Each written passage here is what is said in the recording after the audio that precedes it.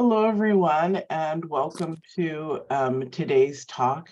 It's all about, are you afraid of love? Remember that I'm Mia Signs, and this is The Greatest You, Talk Tuesday. And so I'm teaching today, and next week Lori will teach. Love. The reason I became a love advocate, I almost said specialist, a love person is because I seriously lacked love in my life, and I also had some love. And it gets very confusing for all of us. It all starts the time that we're born, and we go through our cultures, and we go through our communities and our families and our cousins and everybody else. And so as this happens, just like we talk about for self-love and everything else, we are building a foundation of junk, literally. And so we need to restructure who we are. There's different forms I'm going to be talking and teaching today so that you can see the different levels. I'm very much a lovey-dovey teacher because I find that when we practice love and we get into that sincere, honest space, at least for me, life is so much easier. And that's just how I project out to people how I want to be treated. So think about love for you. And if this is a topic that you're curious or interested in more, wonderful. Take your notes, do a lot of processing, thinking, and then make sure that you come back to the Facebook group, the Greatest You Revolution, and ask I'm going to put up a post later on so that people can ask their questions there. This is so important that I may even come on to do a Facebook Live or another coaching call on this, that, just for all you guys who either respond on there or write in and say, I've got lots of questions. So, okay, so let's get into this. So a lot of people are like, what's philophobia? Well, it's the fear of falling in love. And you don't have to be afraid of it. You don't have to, you know whether or not you're having problems about falling in love. So, or even feeling safe, right? It's a safety zone. Most of the time, we never felt safe in our homes, in our beds, in our house, in our connection with our parents or our friends. There was something wonky. So digging into the space of love is also really, like we keep saying here at The Greatest You, it's all about you, literally, and becoming the greatest aspect of you. And so in doing so, you have to look at everything. You have to write it down. You have to be still with it. That's what healing is all about. So are you afraid of your relationship or love? So what are the causes, or what causes philophobia? The fear of falling in love has many potential causes, including past experiences. Traumatic past relationships may contribute to the development of the fear of falling in love. Infidelity or betrayal or heartbreak can cause the same and keeps you away from romantic relationships. Now, when we talk about that part, about because that's not early childhood, that's adult. So when we talk about betrayal or infidelity and stuff like that, it's also, right, every fear is actually valid because every fear can be reversed. Once we break through those fears, they're no longer fears. Once we understand them and once we keep processing through the things that stop us. Other type of relationships can also give someone this fear, like parental relationships and close friendships. So we've spoken about that. So we always want to be in the space of safety. So this is why having a relationship with yourself develops safety, but it also allows you to be your own advocate, to be able to speak for yourself, to talk to yourself, to think for yourself, to work through things. Coaches and teachers are fabulous. We're fabulous people. You're fabulous people. But it's also something that you have to look at yourself. There are people who go to therapy and they sit. So the difference between coaching and therapy, one, therapists have clinical hours and stuff like that. Coaches also have a similar thing, or at least coaches that are, I would say, qualified. But we can also move in directions that therapists can't. If we see that somebody is outside over here and needs work, we can pull them back in. I find the best type of, and that's one reason why we do talk therapy as well as we're doing and working with clients. So when you need support, remember, talk it out to whomever, even to yourself. That's why I was trying to explain it all, so that you understand that you can also talk things out to yourself without being crazy or seeming crazy. Sometimes people don't speak out loud because they say, oh, my Aunt Sarah Martha, or, Sarah Martha was a crazy woman. And so she talked out loud. Remember, get rid of the projections of what others have said, okay? Because that is the thing that's keeping us trapped as well. The other aspect is cultural experiences, right? Because in some cultures you get married really young, or there's arranged marriages, and you just don't feel comfortable within that tradition, and you want something different, and you're very afraid. So that's another reason. Fear of rejection is another. Putting yourself out there can be scary. Studies show that rejection can have a similar result in the body to physical pain. I'm sure that everyone has experienced that, where whether it's a rejection or whether it's being feeling unsafe, there is a pain. And know that when you feel a physical pain, you've had a lot of trauma when those experiences come up. They're okay, but be aware so that you can heal them. They can be healed. I used to get, as I was going through my trauma, I would start to get physical pain. Why? Not so much because, I would get physical pain because I was actually releasing a lot of the crap, and I knew it's not what I wanted. And so when I would feel the pain, I would look at it, or look at it afterwards, and contemplate what's the best way to process through this. And so I recognize, see, when we recognize things, we can heal it, we can shift it, we can change it, we can grow. I recognized that I could move through it, and I did very fast. I think that sharp physical pain that I was having went away after a couple times, not even, because it's not an experience I wanted. So I dug in deep. Most people are able to get over rejection, but if you have experienced severe, painful rejections, the fear of another one can stay with you. Symptoms of philophobia. Okay, so we know that it's a fear within people, right? The rejection, the way we're treated, and all that. It causes lack of intimate relationships, feeling anxious in relationships. These are experiences that everybody, it seems like a normal thing at times, but also I believe, in my estimation, working with a lot of people, that we all know that we have intuition and a gut response. So listen to that as well. That's one of the things that we teach in our relationship dating class, is about listening to your intuition, your gut reaction. All of these are so important because they're the indicators that something's not right. And then I'm not saying run away, but I'm saying be aware and move away. Okay.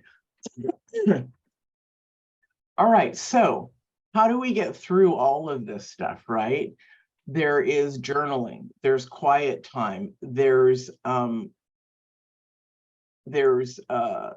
quiet time, meditation, writing down your stories, even the areas in which you were traumatized, so that you could move through it. Because we all know that when we're in that state of fight or flight, right? We talk about the nervous system a lot, that we could have a rapid heart rate, we could have shallow breathing, a panic or anxiety attack, which includes chest pains. It can be all sorts of stuff. So in your process of growing and shifting and healing, however you want to say it, it's about you being connected to yourself.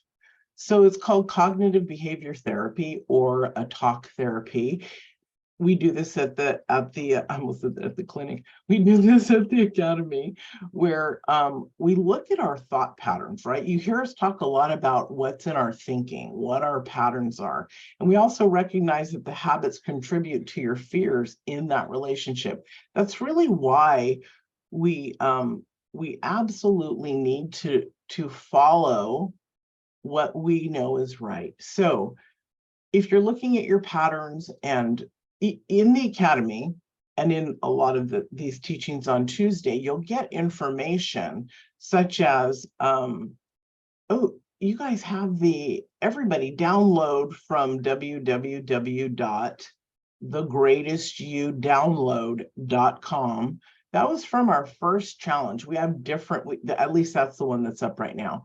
We have different books that we give away, ebooks. Get that book, guys, download it and work through it. It takes you through your pain, who you are, your patterns. It shows you the path of who you are and what you need to work on. When I say who you are, it's not like you're a mean, horrible person, Mia, it's literally where your fears are and what's stopping you. So that's really a very powerful experience.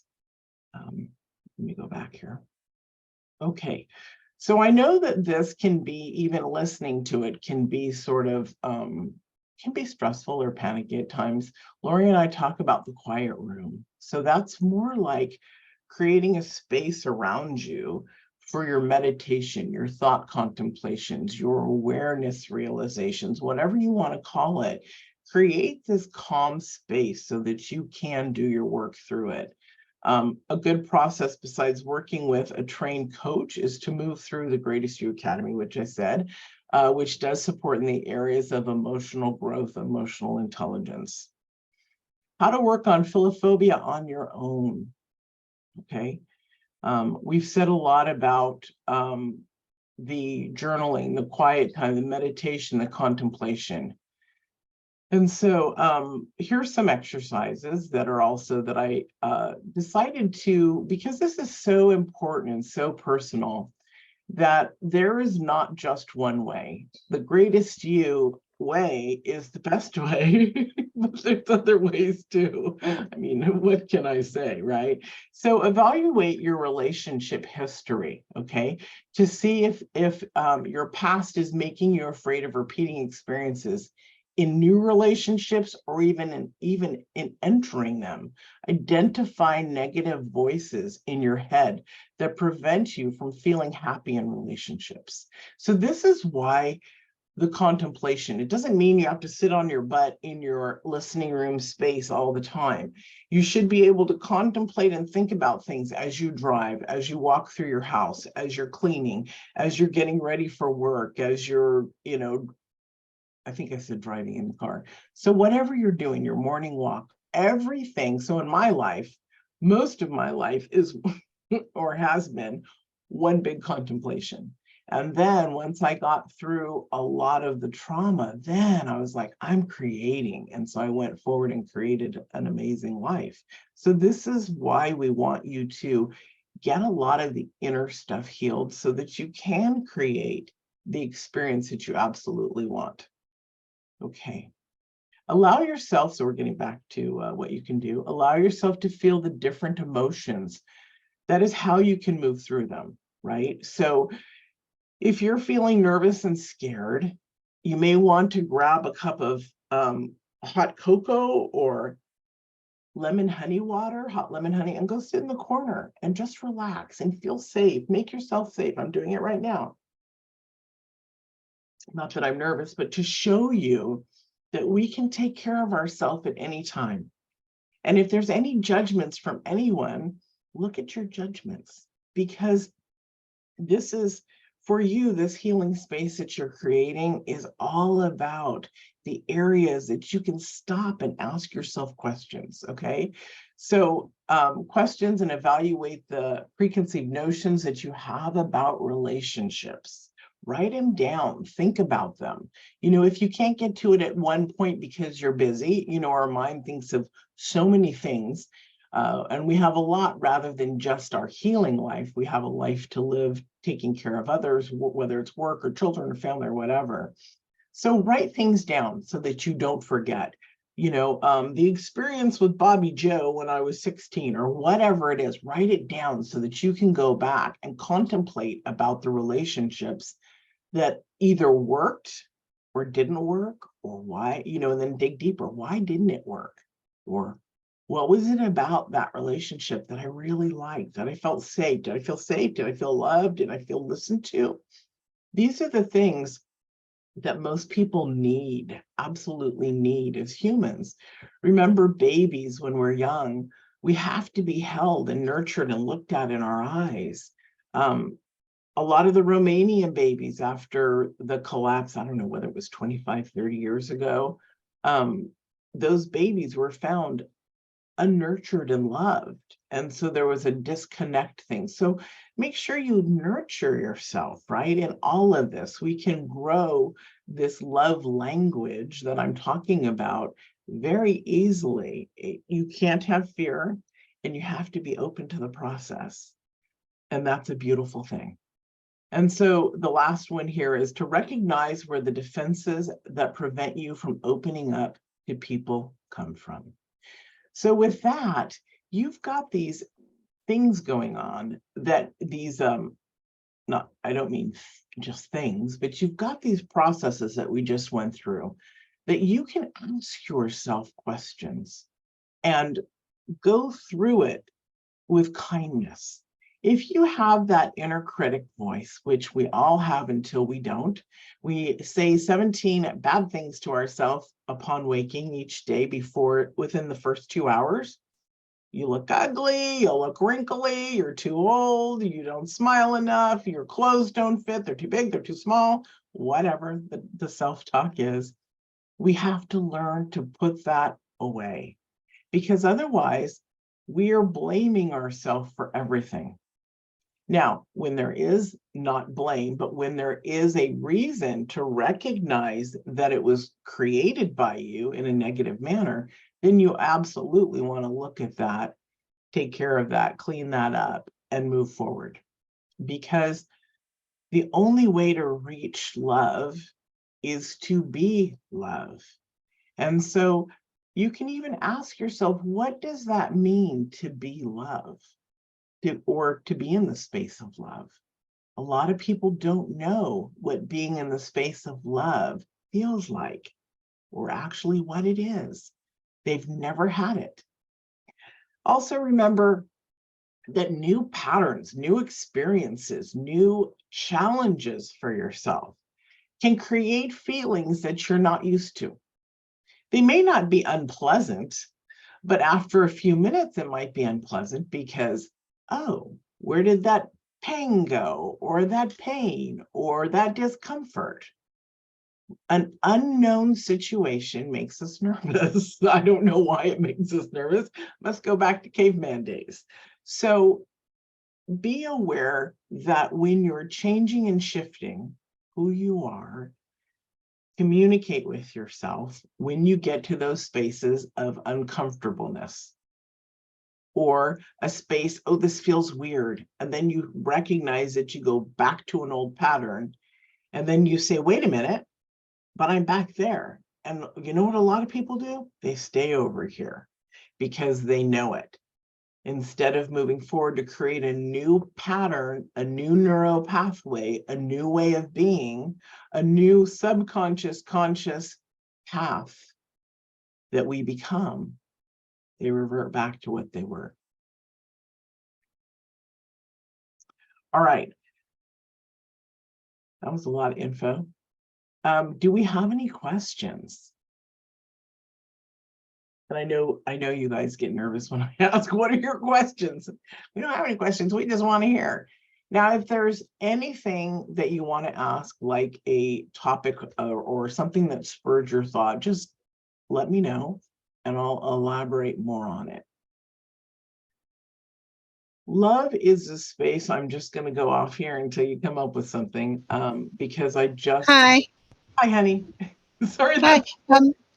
Sorry, I was just trying to work out the website that you said. What was the full title of that website? I think I I'm got going to some of put it, it in not the all of it. I'm going to put it in the chat, but I'm going to repeat it as I write Okay. it out so that people on the replay can get it. So Yeah, you all what you said has been really been helpful because I kind of write a journal, but I'm very aware I stop writing a journal because I think, oh, if someone read this, but then I thought, well, at the end of the day, it's your truth, you know. and you And can also destroy your journals when you're done with them, so nobody, yeah, yeah, right? Yeah. yeah, So the yeah. book is called The Greatest You Download.com. thegreatestyoudownload.com. Yes. So it's an ebook and it's a work Oh, okay. and it's to help you move through. It's for a 7-day challenge. Okay. It's to help you move through. And you know what's also interesting? Actually, we might go through that challenge again soon. I'm going to talk to Lori because I think every several months we should do a challenge just so that it supports people. Okay, I'm gonna put myself on mute now. Okay. All right. So, all right. I was talking about love. It was coming through so strongly there. As you saw, I jumped because I was like so into the space of love. So I'm kind of lost on that one because it was a free flow. So I'm just going to ask God to show me what I need to talk about.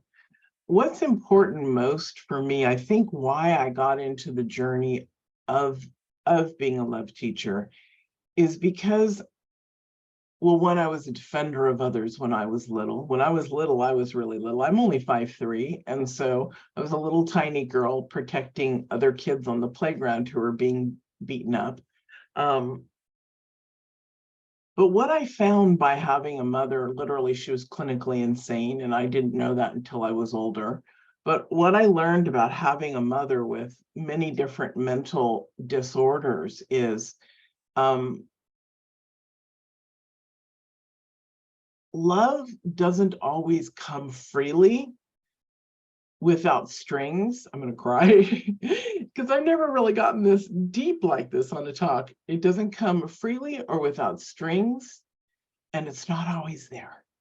And it didn't feel safe all the time. But for me, I also knew there was something, I sort of knew there was something wrong with my mom or up with my mom. I thought she was incredible. She was bipolar, so she was very fun a lot of times and very down. She was schizophrenic, and I didn't know that. She was also deemed in the 70s a narcissist, which females were very rare. She's one of the first to be diagnosed clinically as a narcissist because it was not believed before to be a woman's disease. So, oh, thank you, Margaret. I had to look at the chat. So what I want to share is everybody's journey is completely different, and it's the same. When I stand on stage and give talks, I always open because I was told originally through Spirit to do this. I stand on stage and I say, you're not alone, you're a miracle, and you're deeply loved. And for me, that's my truth. On this healing journey, I found that I am not alone. Everybody has a story, and it's valuable, and they have trauma. The miracle is we can shift and change who we are. That is the miracle. Discovering our magnificence is not an arrogant thing. It's a deep, loving journey. And then deeply loved, holy smokes, how much more love can you have than your own connection to Creator and to self, and then to the outside world? So when I dove into this journey 36 years ago, it was literally to save my life because I was extremely unhappy and very controlled by my mother. And I didn't want to move forward in my life feeling that way. So Know that you guys can shift anything and grow. I was only 45 when I got into this part of my life and began digging really deep, accelerated, and became a coach. So there is no time limit. There is no time limit. Your life is precious. You are precious. And if no one has ever told you that, listen to these words. Take them in, journal on that as well. Maybe even before you go into your love story journaling that we were talking about earlier. Because knowing who you are, or having at least that cushion to bounce off of, and if you absolutely make it yours, whether you meditate on it, whether you focus in and verbally use it as an affirmation, I am deeply loved, no matter what, or whatever it is, how simple it can be. You are deeply loved, and you need to at least get a fire lit, a little tiny fire going, and nurture that little tiny fire until it becomes a roaring bonfire. And in that, your life will change. In that, the fear of love disappears. And in that, we're not afraid to go out and to reach others to love them. So know you are magnificent. Know you must get rid of all fears of love, because it even stops you from loving yourself when there's that fear, which is a very hard thing to do for many people, to love themselves. It is a practice, but once you achieve that practice, no one can change your mind. And that's what I mean about you are not alone, you're a miracle, and you're deeply loved, right? Because when you recognize that, someone walking down the street or anyone can say to you, you're full of bullshit. That's a lie. And you know to the bottom of your heart that it's who you are, and it's not. It's not a lie. You are a miracle. So play with these ideas. Begin the healing journey if it hasn't begun already, so that you can stand in the place of love. Because each human, can you imagine if each human had done and does this work, literally electrifies themselves to become radiant beings, how powerful we would be? Not many see this and understand Can that. I just say, as you were talking, sorry to interrupt, but I just felt like as you were saying all that stuff, it really helps declutter your mind as well. Sometimes you have so many things going on that you don't know where they're coming from or why you feel the way you do. But as you're talking about nurturing yourself and the process of all of that, it's, to me, it's almost like I had this God's been giving me visions of flowers, and I felt like as you think you're as you're feeling better about yourself, feeling nice yourself, it's almost like you're giving a flower to somebody else, because you're giving the best of yourself, and you keep giving these flowers away, and you don't know what you're doing when you give these flowers to people. You don't know how it's affecting them, but something good could come out of it, and they could go on and do something good for somebody else. So I Right, really feel like what you're saying is a real decluttering of the mind, and getting to a place where you're really at peace, where you can sit in your presence and say all the things you said about loving yourself, mhm, and know that all of us have good in us at some point, or most of the time there's good in us. It's just we get bogged down by the world or things that people say. right, And also I've found as well that sometimes we give other people's opinions more value than our own opinions, or right. what we And truly think. why do we do that? Why do we do that? I Because think because we want to fit in that, and you just want to be, I don't know if you want to call it normal or whatever. You just want to fit in, don't you, sort of thing. you don't want to Which be is, the odd one out. But I've been the odd one out all my life. well, being an odd one out and also being an odd one out in the space of what you're just talking about, Mhm. we can be an odd one out because we love ourselves and the rest of our Yeah. community doesn't, right? And so Mhm. we're an odd one out. You can be, so you can change the framework of the way you look at all of that. Mhm. You can also be, so when you're listening, so that's a really good societal or civic action that we become when we allow somebody else to influence us, right? So what Mhm. is that? That's a lack of self-love. Now, Yeah. if you absolutely agree with it, then that's different, right? And you Mhm. act that way. But if Yeah. it's because you're listening to somebody and saying, oh, wow, oh, yeah, I want to be like them, or I want to be liked by them, that's not a true sense of self, right? Yeah. Yeah. And it's almost, unfortunately, I'm going to say this, guys, it's almost a juvenile way of being because it's not a grown up way, right? Yeah. We look at that and we see younger people doing that, right? That's a Mhm. high school, junior high, college thing. Yeah. But it's also an adult thing because some Mm. people haven't worked through it. So I'm really Yeah. glad you brought that up because Mm. people don't see the way that they actually are, right? Yeah. That's a really good example of not a space of individual love or self-love. Yeah. And I think also really dealing with who you are, the good and the bad, the ugly, or whatever you want to call it, that can be a quite a hard thing to deal with, to face up to that, or that's there's part of you that's really like that, and you have to deal with that, as it is. And most Yeah, people don't want to do that work. right. But when you Mm. do that work, you Mm. see that you can be somebody Yeah. completely different. And Yeah. that's a beautiful Mm. experience.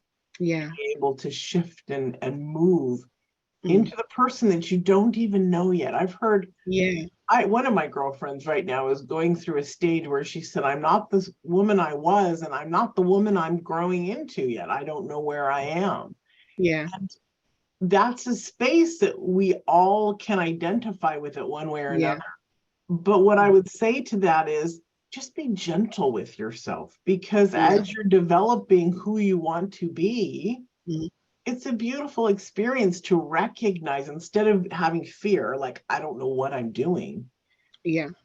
You're growing. So that's another framework of, wow, look at, I'm not quite sure who I'm going to Mm. be at the end of this, but it's going to be really cool because it's the authentic self of me. Mm. I'm glad you brought Thank you for letting me speak. Yeah, thank you, honey.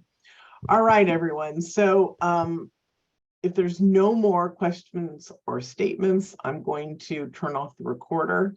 Remember to download, oh, here's some things to remember. Download your ebook and have fun and go to the Facebook group. I'll put it in the replay so that you guys can have access if you're listening to this from from my emails instead of from the group. Lori will be teaching next week. I'm in flight to Miami. We have Ready for Love or Ready for Divine Love Connection course starting in, I think, a week or two. Join us there. It's a very powerful course. If you need some kind of a payment arrangement, ask us, okay?